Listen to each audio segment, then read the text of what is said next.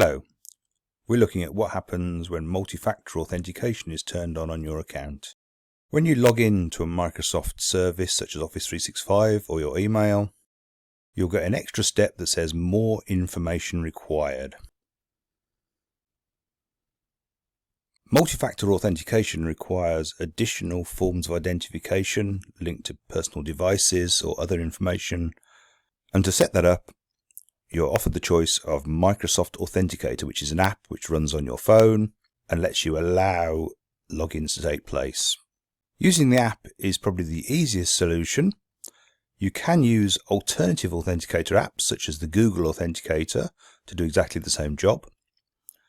Or if you want to use a different method, you're offered the choice of phone, which means a text message to your phone for you to then type in a code when you try to log into the website. I'm going to set up the Authenticator app. You're going to need to download the app from your usual app store, and on your phone, add a new account. The type of account you need is a work or school account, and your phone will then use the camera to take a picture of the QR code.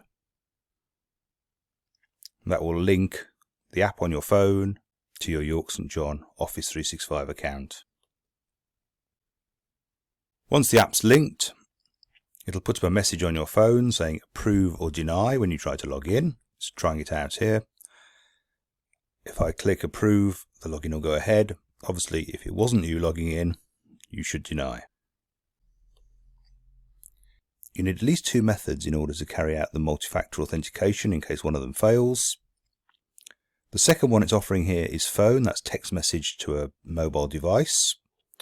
If you don't want to set that up, you can use other methods such as email, where a code is emailed to your personal email address. You can't use your York St John email address as a backup account.